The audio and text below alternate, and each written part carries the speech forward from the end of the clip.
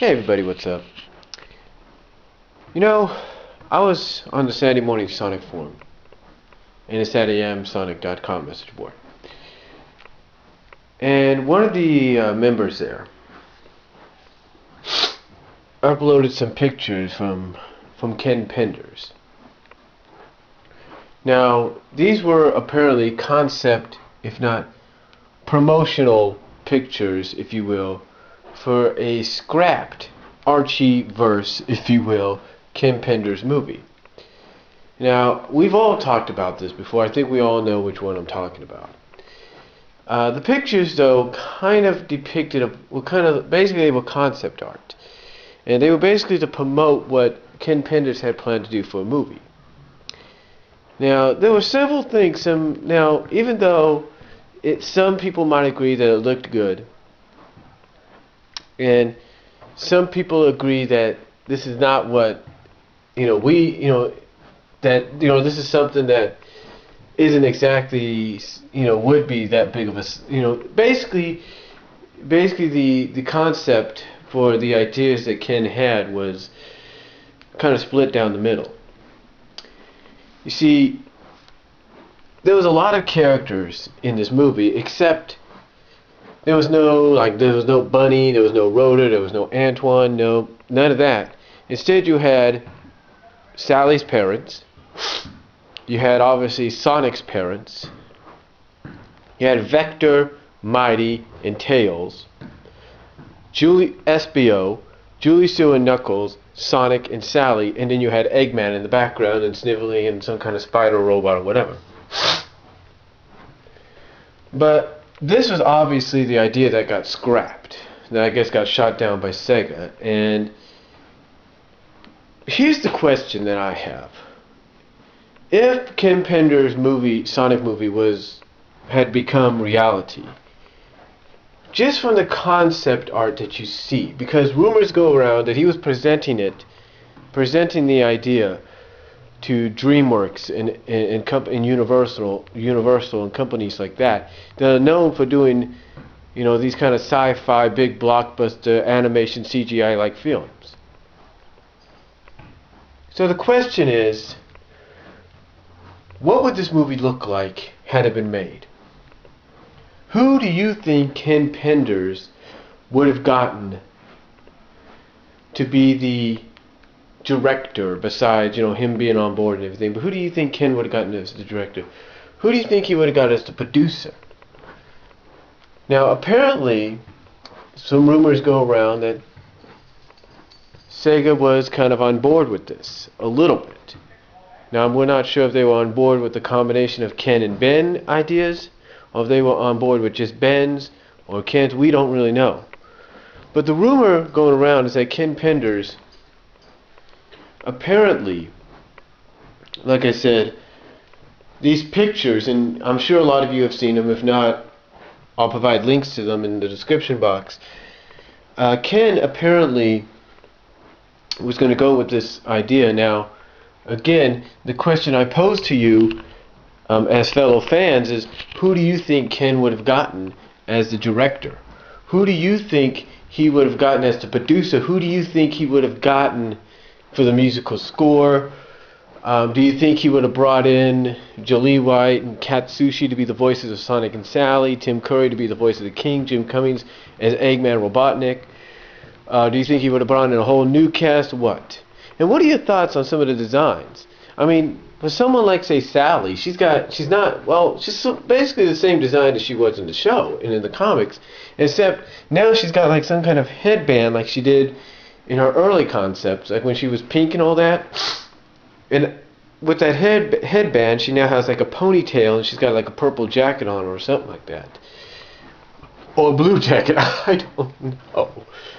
But my question to you is, do you think, if it would have became a reality, who do you think Ken would have gone after to help him make it reality? And what studio do you think would have won out? Do you think he would have gone with DreamWorks or Universal? Or do you think he would have gone with somebody different, like, say, 20th Century or Warner Brothers? Who do you think Ken Penders would have gone after? How do you think he would have approached it if it got greenlighted? If it had become a reality? If it had gotten greenlighted? Honestly, here's my opinions. I think he would have gone with DreamWorks right off the bat as the studio to help release it, distribute it. He would have gone with DreamWorks because DreamWorks at the time, probably around this time, was trying to make itself independently distribute itself as a company that was more about the genre of movies that were like magical, movies that were like beyond your imagination, where that you just wanted to go and see. That's who I think he would have gone with. Now I think he did have a liking for Sat AM, so I think I'm trying to give him the benefit of the doubt. I think if this would have become a reality, that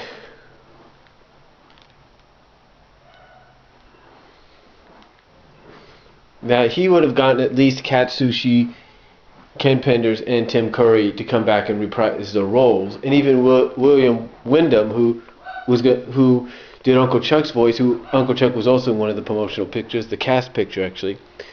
So I think he would have gotten them, maybe even Jim Cummings, but I think he would have gotten everybody else as like a new cast. It's like new people he would have gotten. In fact, I think, like for Julie Sue, I believe he would have gone after maybe, I don't know.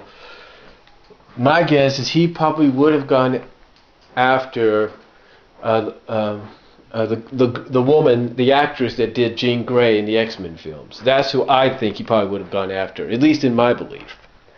The one that did Jean Grey, Phoenix, and all that. I think that's who he would have gone after.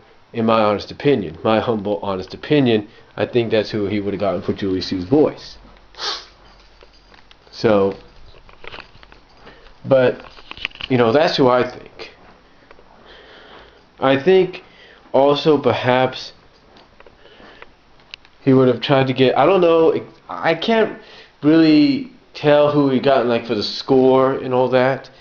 But if I was Ken Penders, I would have tried maybe to go after the guy that did the Saturday AM score, the Sonic Saturday Morning score.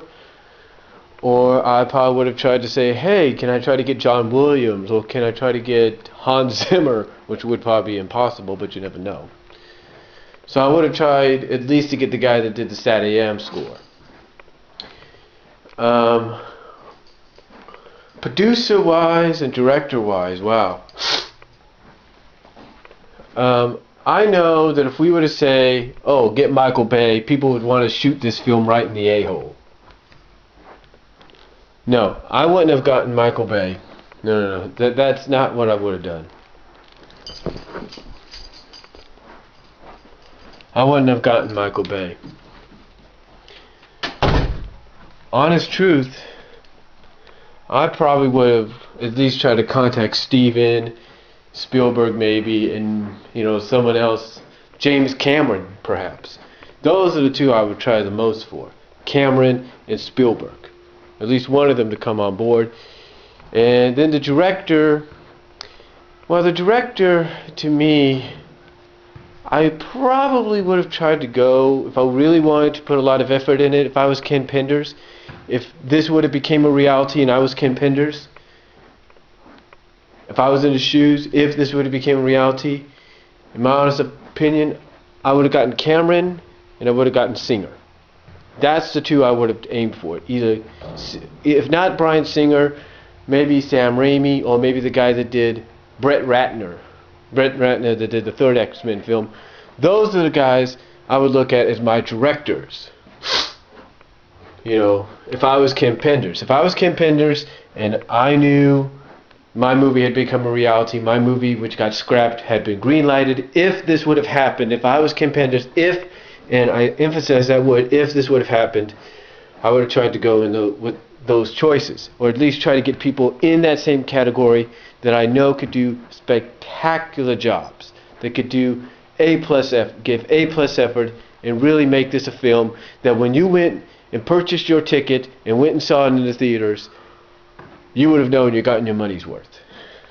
But that's how I see but that's, in my opinion, who I think Ken Penders would have tried to go, would have happened if his, well, basically that's what I believe would have happened, in my opinion, if this movie got greenlighted. If I was Ken Penders, and if this movie was greenlighted, that's how I believe Ken Penders would have gone.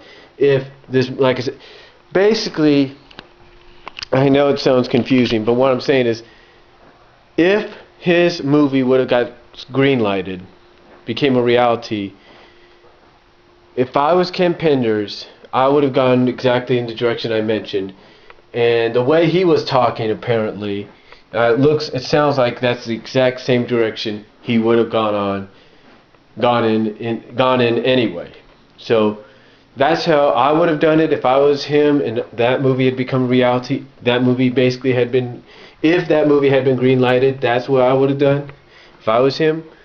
And from what I have read, and I'm sure anybody of you would agree, that's exactly what it sounds like he would have done anyway. But here's my question to you again. What do you think? Who do you think he would have gone after in all those categories that I've just mentioned? Who do you think, what studio do you think he would have chose? Do you think he would have at least kept a few of the Saturday morning actors and actresses? Tell me what you think. Tell me what direction he would have gone in, and what would you do if you were him and it had been greenlighted? Tell me what you guys think. Comment down below. Talk to y'all later.